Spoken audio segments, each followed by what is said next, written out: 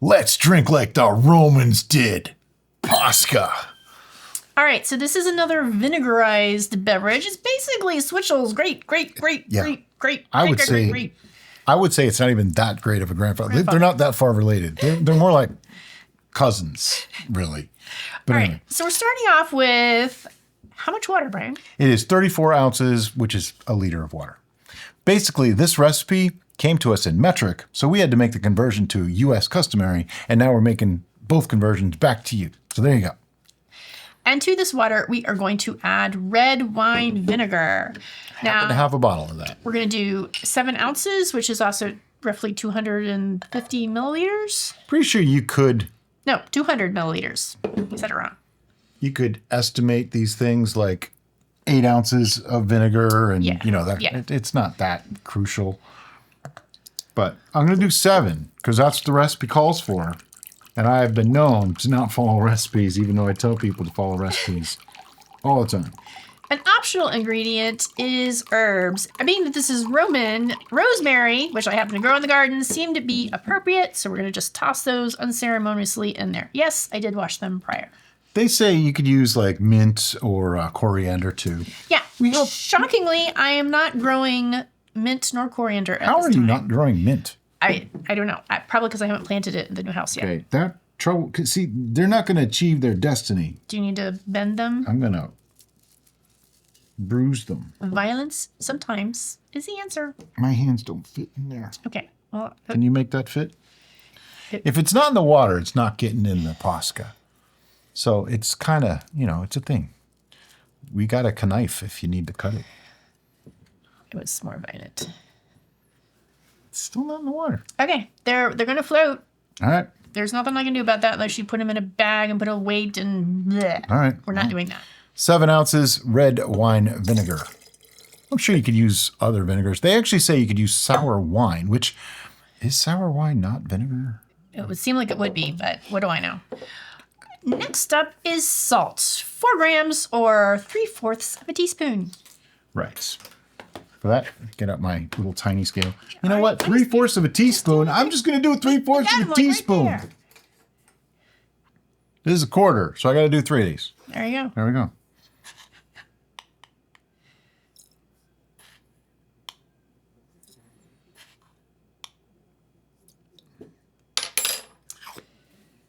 Isn't that pretty? Actually, it kind of is. Yeah. The red color and all that. Yeah. So we're going to let this sit now for 1 to 12 hours. Well, no, we're not. No, we're not? Aren't we supposed to add something else? Not yet. Oh. Well, then we're going to let this sit because there's one more ingredient, but you'll have to find out about that later. Okay, so it just sits for 1 to 12 hours? It just sits for 1 to 12 hours. Because we use vinegar rather than the sour wine, we probably don't have to go the full 12 hours because vinegar is vinegar. We're probably going to go like 2, maybe 3. Right. And Let's see what happens. we'll be back Give it a swirl, when just because. when that time happens. I'm going to push the rosemary back down now.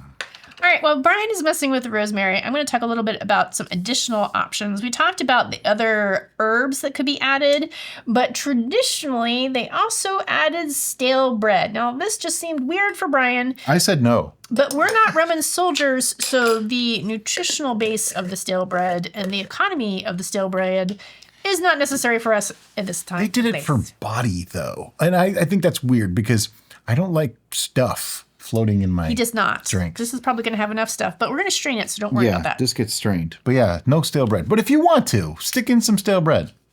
It's gross, but go ahead if you want to. We'll see you in a couple hours. All right, so we let it sit overnight. Yeah, 1 hour, 12 hours, 24 hours. Who's to judge? Now, the way we did it, though, is we let it go for about 2 hours at like room temperature and then put it in the fridge because we smelled it and it didn't smell like rosemary. So, we weren't quite ready. The one thing you want to watch out for when you're making this, particularly if you add the stale bread ingredient, is you want to make sure mold does not occur. Mold is very obvious when it does happen because it's weird fuzzy stuff. Rosemary? We got a little bit of rosemary going on. Yeah. All right. So now we're just going to use a strainer and we're going to strain our brew through that. Everything is wet because I quick dumped it into our Star Sand mixture just to make sure everything was clean. That was the hardest part of the whole thing right there. Yep. That was it. That was it. I don't I wonder know if you could reuse the rosemary for something. possibly, as long as vinegar you didn't flavored rosemary. find it to have vinegar. I think that would be great, maybe blended up in a vinaigrette or salad dressing of some sort. I'm going to very precariously set that Just the handle sticks through, so turn it. over. There we go. Now they There. can't see it at all. You have no idea it's there. Okay. Okay, so we're not done. The last thing we want to do is some flavor adjustments. And for that, we are going to be using... Honey. Whatever kind of honey you got. The instructions say 1 to 2 teaspoons, which is listed as 5 to 10 grams. So, I don't know. We tend to like things a little on the sweeter side. Right. 2 teaspoons of honey isn't going to hurt anybody. And it'll probably be just slightly less than 2 teaspoons because some of it's going to inevitably stick. You See? can put it in there and do a swirly swirl. Got a swirly swirl. Now, it's not going to melt very well. No, because this is cold. This is cold, you know. We're But going to have to mix the crap out of it in a yeah, minute. we didn't really think about that part. Nope, we didn't. This is why I thought we should do it yesterday. But, you know, I don't write the recipes on this show all the time. We kind of follow others sometimes till we learn the ropes, so to speak. Yeah, this was a collective of historical documents and other elements to try to make it as close to the original Posca as possible, but we didn't want to do the stale bread. Yeah, that just seemed weird to me. I mean, I get why they did it, kind of, sort of. It adds like the starchy component to give a little bit of a... Now you got to remember too, the bread back then is very different from Yes, bread of today yes. too. So And if you watched like our we put Wonder historical Bread in there. take on Posca, which is on our... no, it's here. It's on this channel. We just did it a couple weeks ago. If you watch that, then you know that this was initially made as a traveling energizer drink for the Roman soldiers. And so the addition of the bread would bring some more nutrients and carbohydrates to the beverage. I don't think this honey is ever going This to... is not working. Nope. We have So you know what? chosen poorly. We're just going to go with it as it is. And we're going to call it 1 teaspoon of honey instead of It's 2. like candied on the spoon now. Yeah. So guess who gets to lick the spoon? So cold. It'll dissolve slowly over time. It's going to take too long to worry about. So here you go. Have a vinegar honey spoon thing. But how much honey then is in About here? a teaspoon. 1 to 2 teaspoons is the recipe. So we got about 1 in there. That's good enough. All right. To start. I'm going to use this incredibly fancy glass to hold my honey teaspoon. Now that you did that, I can mix more because you dripped into there with some honey. All right. See, there's honey on the spattle. What would be Roman glassware? I didn't research that part. It'd be green probably, or pottery. Well, They had glass, just not yeah, really good we glass. have pottery, but then you wouldn't be able to see it. So Yep. Have a glass of Posca. that's actually really pretty. Yeah, the red of the red wine vinegar actually helps color it. Now, this does have some particulates in it, and that It's is the red wine vinegar. from the vinegar. Yeah, I used it might have been an older bottle, Yeah. like that Dad brought. Yep. So there might have been some sedimentation in there, and some of that came through. But even if you get really good quality red wine vinegar, lots of times because it's from a quality red wine, it's going to settle out anyway. So it's not a bad thing. It's just a thing. Yeah, we're not drinking yet. Wait a minute, what are we doing? We gotta do all the stuff. Yeah, it's got a nice pinkish hue. Now, the smell, surprisingly enough, reminds Switchel. me of Schwitzel or Switchel. even the shrub. Yeah. So they all seem to be in the same family, the same I think they concept. derive from each other. Yeah. They're like cousins or not siblings. They're descendants. They share a family tree in some fashion.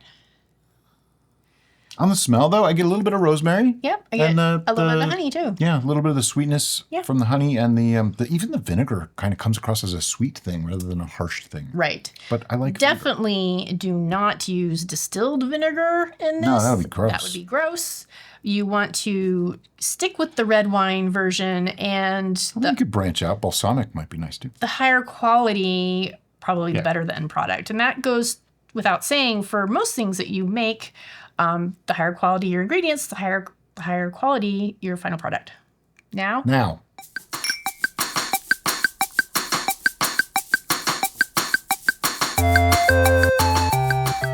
That's a little stronger vinegar flavor than I thought it was going to Yeah, that's super tangy on the vinegar side. Yeah. I don't mind it, but it has, Yeah, compared to like the Switchel recipe or even the shrub, a little more of a vinegar right. forward thing. Than I think if I was making this, I use a little less vinegar. I would watch my time. I would not put it in the fridge, and I would back sweeten with honey so that the 2 full tablespoons could get in there. Or teaspoons, sorry. Yeah. I don't mind this as it is, though. I would drink it. Yeah. It's got that. I think put on ice, this would be lovely. It's practically there already. But on ice, the ice will melt and dilute it slightly, right. making that vinegar less prominent. I'm even getting a little bit of the saltiness. It kind of gives it that refreshing, I'm awake, I'm good to go. I like it. Which was the purpose of the beverage originally. Bonus for those of you like me who might have diabetes, vinegar actually is helpful in helping to control blood glucose. So having some Posca or Switchel with a meal actually could be beneficial. Right. And in the future Derica planning, we are going to be working with some different sweeteners that may be more healthful. Now, honey, because this hasn't been fermented or adulterated in any fashion other than diluted by the beverage, does have some health benefits, but it still is marginal. A sugar that will cause problems with people who have type 2 diabetes. So yeah, Posca. I'm not surprised since we made the. We got to put a number on it. Schwitzel. Why do you keep saying Switchel? Switzel. It's Switchel. Switch L. Switch L. Switchel. Got to put a number on this. So on your screen right now, you should be seeing our scorecard, which goes from 1 to 11, because that's right, this one goes to 11. So 1 is for things that are complete crap, and 0 is 11 is for things that are absolutely fantastic. What you don't see is what Brian already mentioned, which is the super secret 0 for things that just go down the drain and we never speak of again. Spoilers, this ain't a 0. I mean, I'm on my 3rd glass now, so obviously it's not that bad. All right, I'm good. I got a number for this. All right. 1, 2, 3, 7. Wow. You're that low, huh? I really like the Switchel and the Shrub far much more than the Posca. I think I gave them higher scores than 7. Right. So I'm just like, it's okay. It's good. It's fine. Right down the middle. But you have to also remember that I do what I call a vinegar cocktail. Yes. Which is apple cider vinegar and water and ice. Yeah. This is a step up from that. Sure. So to me, it's no big deal. I actually enjoy this. I didn't put it in the great category, but I would consider this good to very good. Good. No wonder why it lasted for hundreds of years and even past the Roman Empire. It outlived the Roman Empire. It did. Do I predict that Posca is going to make a trendy comeback? No. No. Except on this channel. And the reason being is that for some reason there is a subset of the human collective that have issues with vinegar. I don't know why. Vinegar is awesome. We can't be friends with those people. So those people, Posca is not for them. Yep. But if you do like vinegar and you want a healthy, refreshing drink, apparently I like vinegar. Try some Posca. Yeah. And so yeah, make this. As always, guys, thanks so much for watching. Have a great day. Bye-bye.